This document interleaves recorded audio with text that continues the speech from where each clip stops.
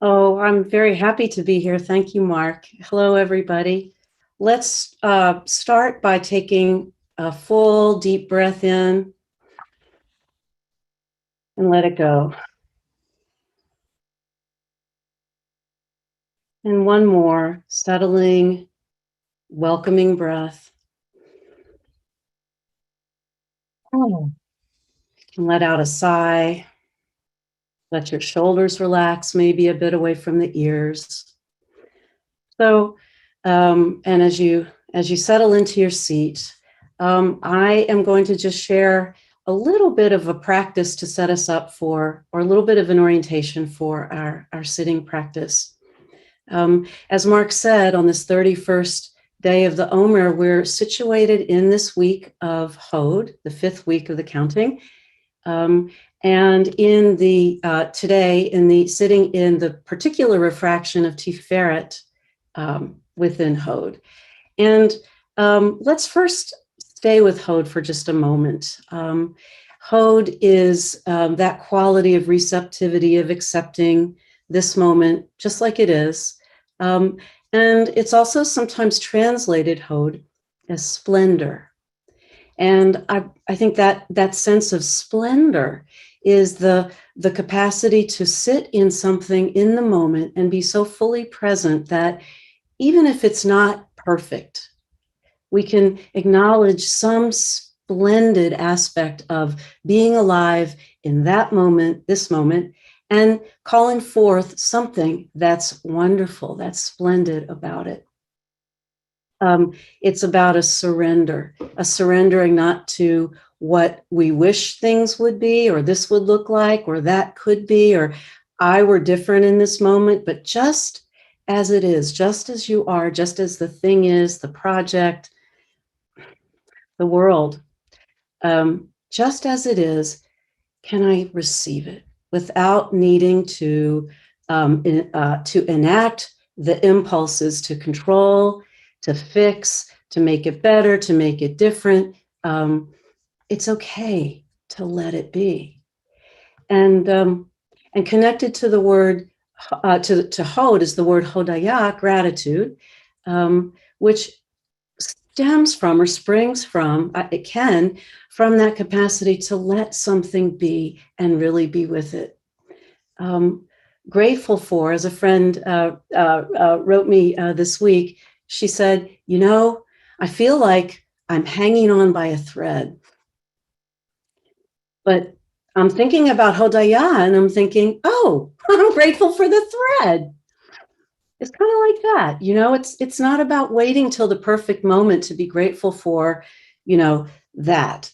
But whatever it is that might be arising, to the psycho-spiritual practice of mindfulness through looking for what might be lifted up in even a precarious situation, not of our choosing. Say, what can I lift up here that I want to elevate? And here, I want to pause for a moment and ask you to take a look at your hands. And we can, I think we're used to the many connotations and sensations, perhaps, of grasping. And I'm going to exaggerate this by making fists. I invite you to do that if you want, whether it's a steering wheel or a device, of whatever kind, or a pen, or a symbol of resistance and support, of affirmation. Well, there's another way to be with the hands. I think Hod invites us into. You can let your hands rest gently now on your thighs or somewhere comfortable for you. And you can let them rest, if you choose, face up, in a gesture or a symbol kind of somatically or physically expressed of receptivity. And to take it one step further into the realm of Hod, of Hodality, bring awareness to the fingers. I often find, even if the palms are up and I'm intending towards receptivity, when I draw my attention more deeply into the sensations of the fingers, I'm aware there's some residual grasping, like there's a residual holding. And it's a particular kind of refinement to see if the fingers, like really, truly, deeply, can fully let go. The muscles can just let go. See what's happening in your fingers, in your hands right now, and notice what emotions or thoughts might arise as you practice the intentional, deep letting go in the hands that are so used to being agents of our doing, our communicating through typing or writing or texting or whatever it may be. So just take a pause for a moment, and we'll take another deep, full breath and rest in awareness of soft palms, open hands, and letting go, even with the fingers.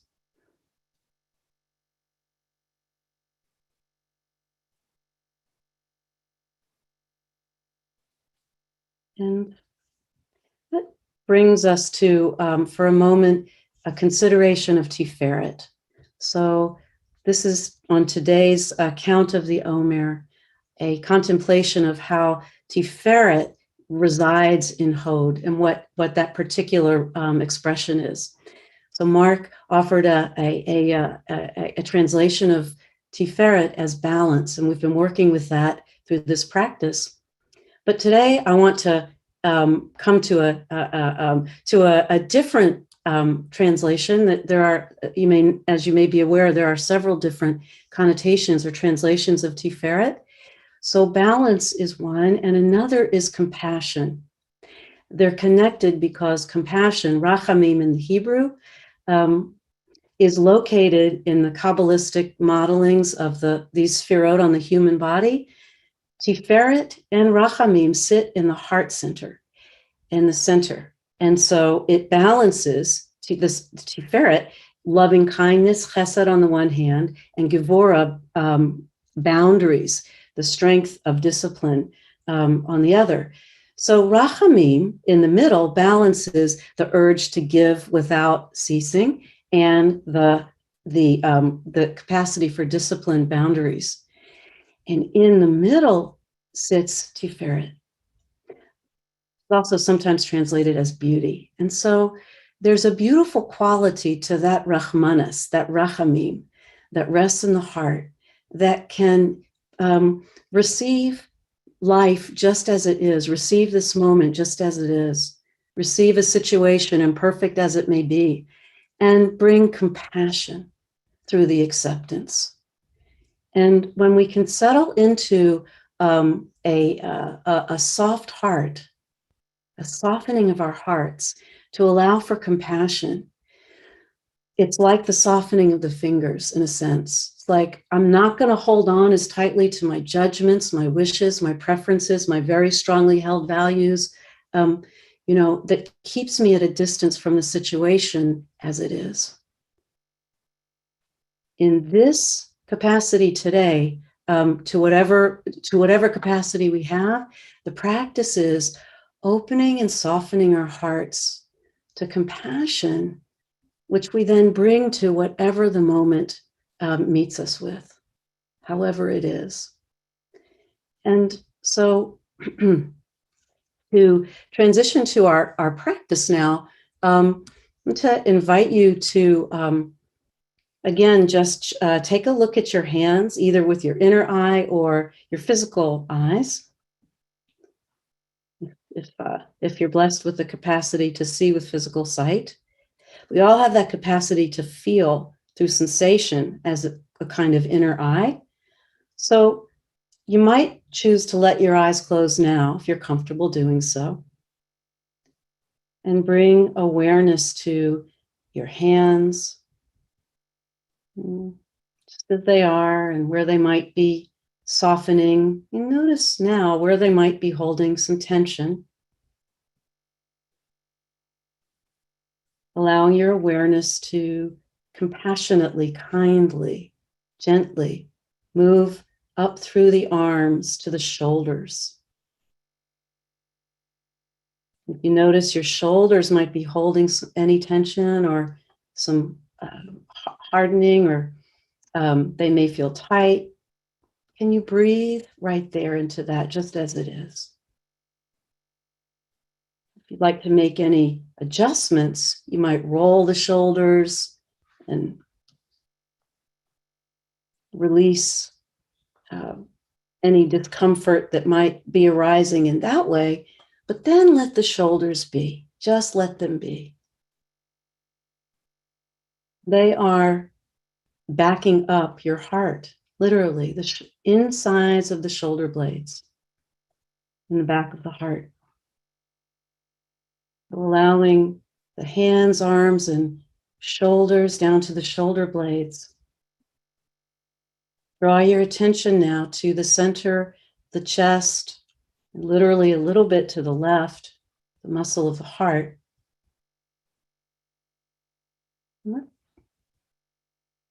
Simply direct the breath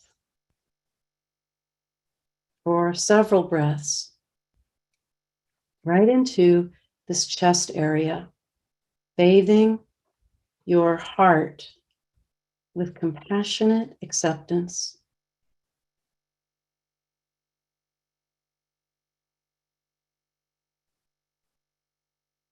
Kind attention.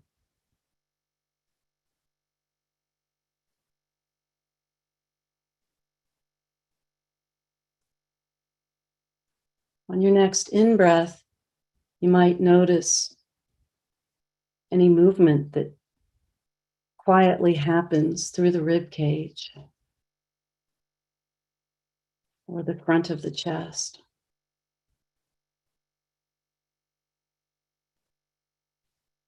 On the next out breath, you might notice shifting or subtle movement.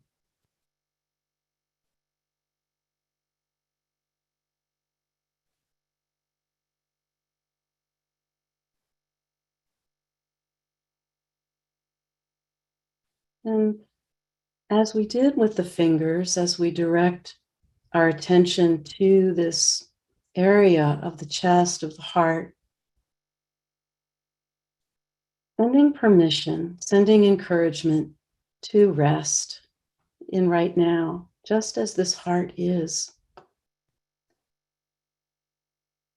And in the realm of emotions, perhaps if there is disappointment or grief or anxiety or any tightness, just bathe this heart in kind compassion and acceptance just as it is, just resting right here. We can do this.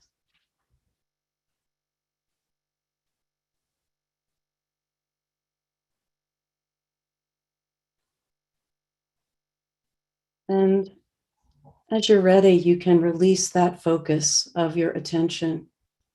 And for the remainder of our time in our sit, I would invite us to, in silence together, rest in open awareness. Open awareness, focusing your attention on whatever thoughts or sounds, sights behind the closed lids, or if the lids are softly open, feelings that may arise and pass, anything that comes into your field of awareness. The practice is accepting, being present for, allowing just as it is with compassion and kind curiosity, the acceptance to let it be, to let it be. And shifting, if there is a kind of voice that might say, for example, it is what it is, with kind of resistance, softening that to, oh, it is what it is. So with that kind of kindness, through compassion, to embrace whatever might come into your field now, to meet it, as we say, as a friend. Let's sit and open attention from moment to moment, bringing that beautiful, compassionate perspective and approach to the surrender of being in right now, just as it is.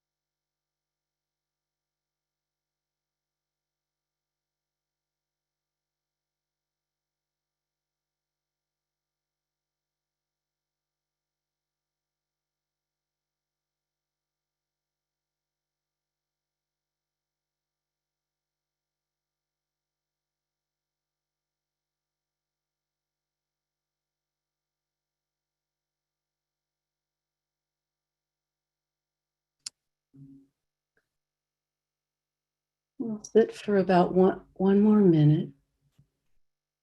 In this last portion of our sit today, if it's comfortable for you, I invite you to take a hand and place it on your heart.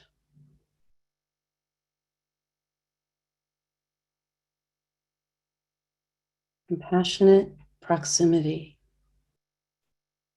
of your awareness to your own beating heart.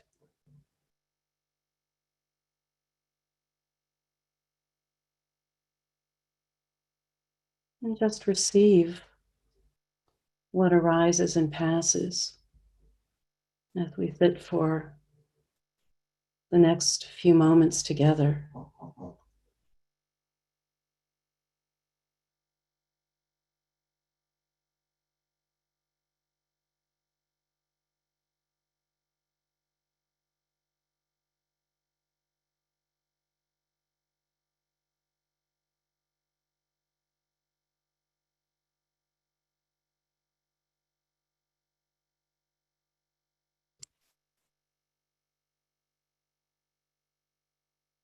And as you're ready, you can take a final deep breath into this chest, this heart, into the hand, if it's there, the hands, and exhale. Slowly, you can let your hand or hands release, and as you're ready, letting the eyes slowly open.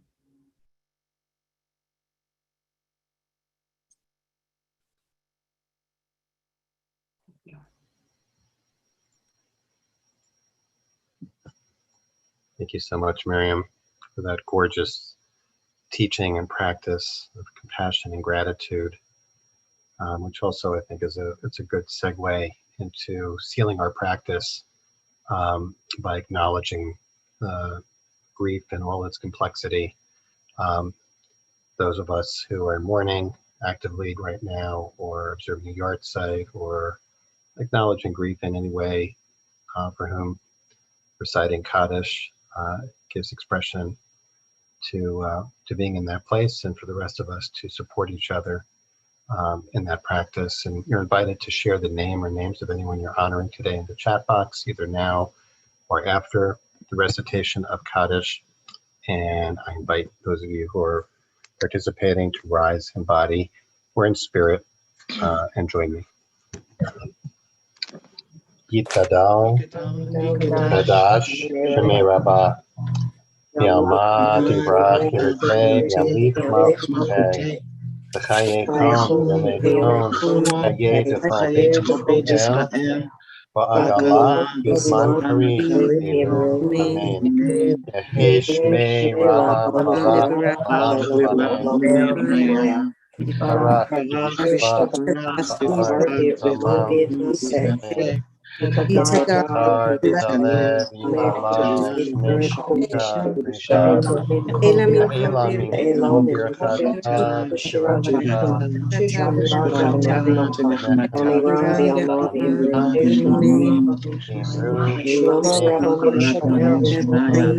Shlama Rama Yishamayim Ve'em Aleinu Ve'el Shalom. Shalom.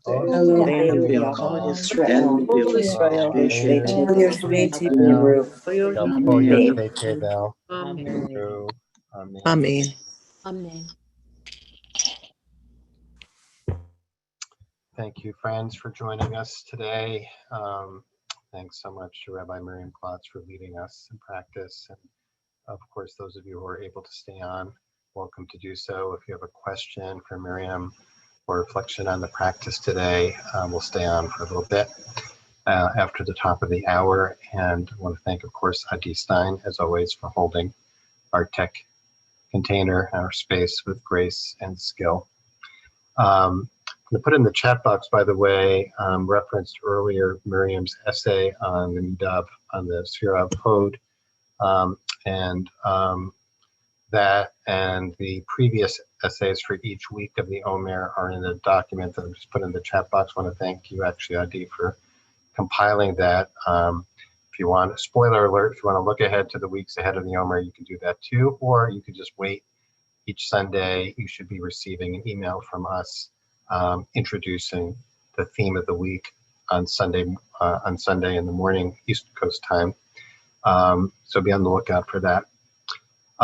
For those of you who are leaving us now, I want to invite you back tomorrow. Rabbi Sam Feinsmith will lead us in practice, same time, 12:30 Eastern. So we hope to see you then. We hope you have a safe and excellent rest of your day, and hope to see you soon. And for those who are staying on, if you have a question for Myriam about that beautiful teaching, any aspect of the practice, just share reflections. Myriam, I was great. That was just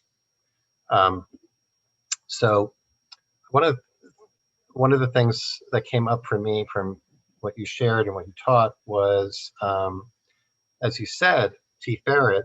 I don't want to get too much in the weeds with the Kabbalah here, but Tiferet, which is this middle sphera that mediates between Chesed and Gevurah.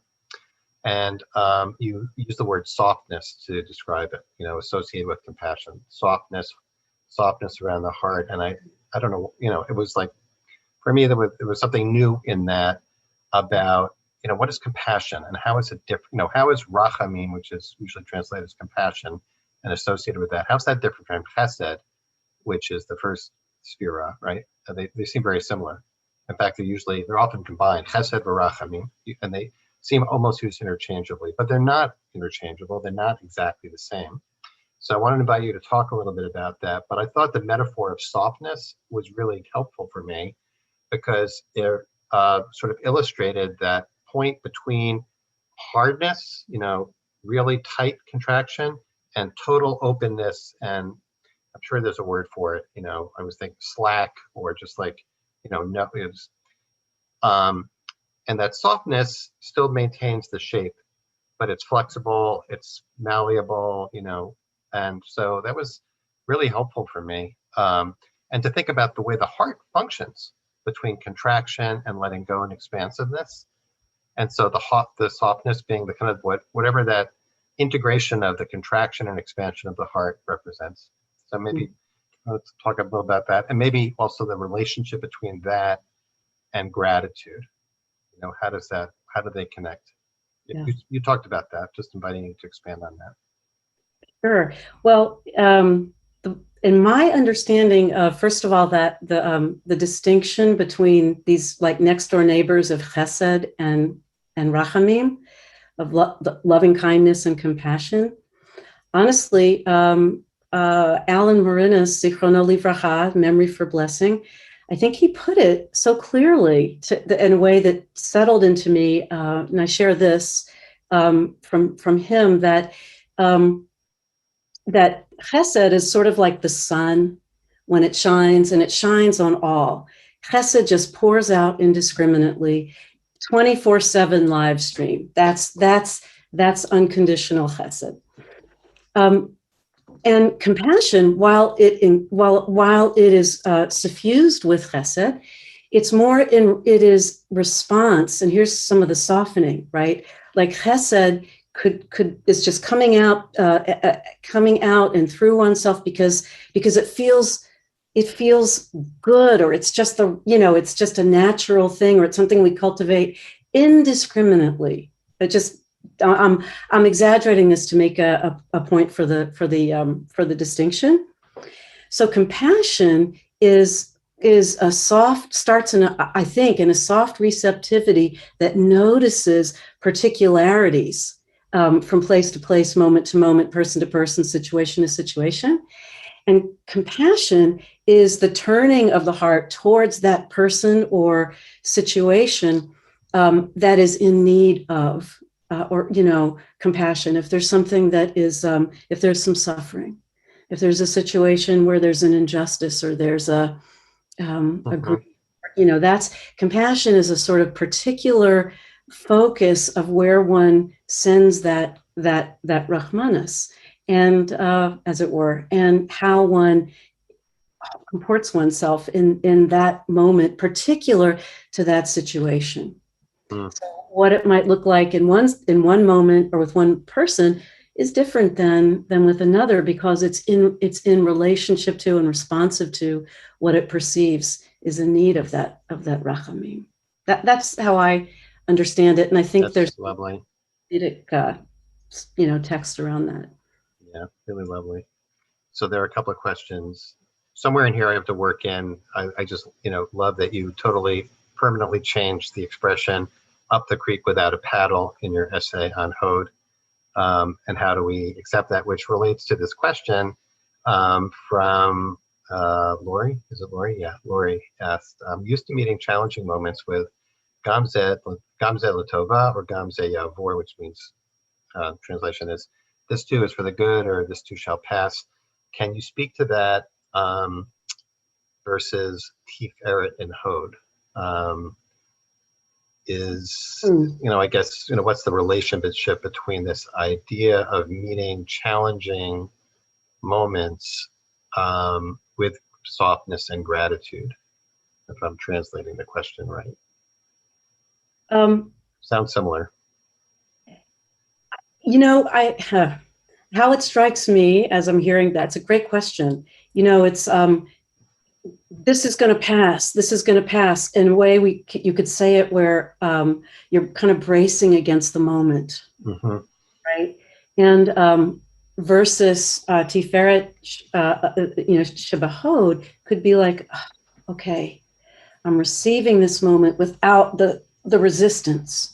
It's still, excuse my French, but it still sucks. I still wish it were different. If some of us, I thought that was Latin. Okay. say another tradition. No, but it's there's so many things that we don't have control over, right? So this is saying we can be attentive to how we respond to, like, bring that Rahmanas even to our own hearts and minds, bodies, etc., as we come into when we experience unpleasant or scary or whatever it may be. I feel really, I want to be clear. It's not that the other, sometimes it's not that we don't experience the resistance, right? And the concomitant sort of feelings and somatics and thoughts that go along with that. But the spiritual practice is, can I bring some softness even into that moment and compassion to myself? And as many of our teacher and friend Rabbi Sheila Weinberg has said, many times, like, can I meet it as a friend? When I do, I can more readily access my clearest mind and open heart to more skillfully navigate what needs to be coming next, to the extent that I can. Yeah, that bears repeating. So I'm remembering now that you say that. So is there a phrase there? What's the phrase? Can I meet this moment fully?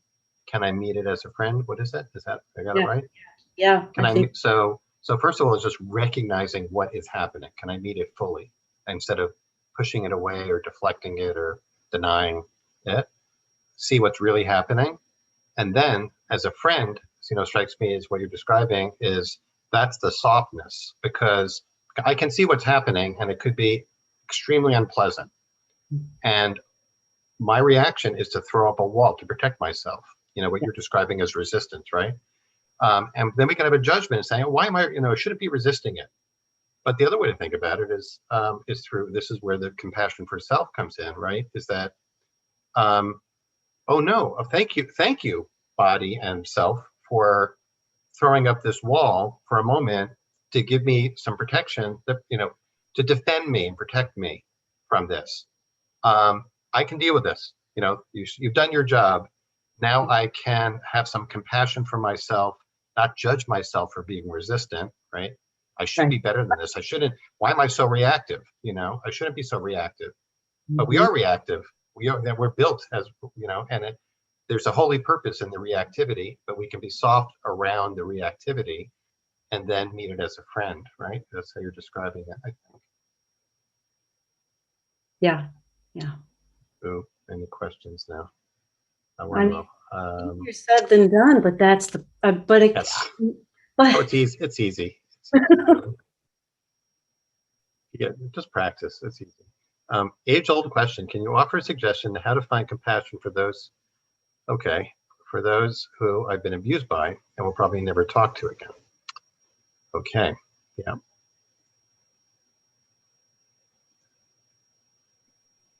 I would say, first of all, as we've been dialoguing about, hold your heart with love and compassion.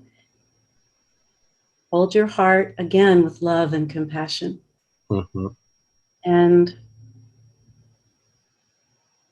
if this is in your practice, you might give, this is for me, in that situation, I pray for one day it will feel okay to truly send direct compassion to such a person and incline that way, but know that ask for, higher power, God, or the universe, if that's in your, however that, whatever it is that you might lean into, that I don't have to carry the burden of extending compassion if I'm not ready yet.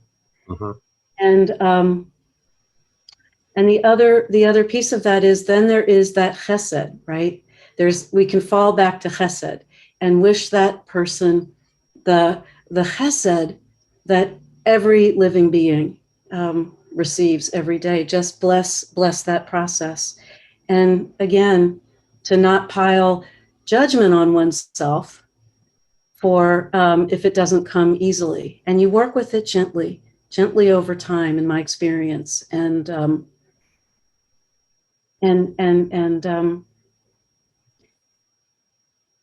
know that it's okay if it doesn't come. If it doesn't feel safe, it doesn't feel right. It's okay for right now. Let it be what it is, and the aspiration is there if it is. Because over time, practices, just to say over time, it's like I find, now this is true for you, Mark, like water. We were talking about, we're using the water image and the Right. Like the water over time, sort of wearing the edges of the stone. Over time, in my experience, these practices, it's like it actually works. It shifts, in my experience, to make it easier to source compassion, because there's a rootedness in a sense of safety and well-being and a kind of generosity that I for sure wouldn't have come if left to my own devices and personal history. So it's the way that you let it work and be right where you are. It's okay.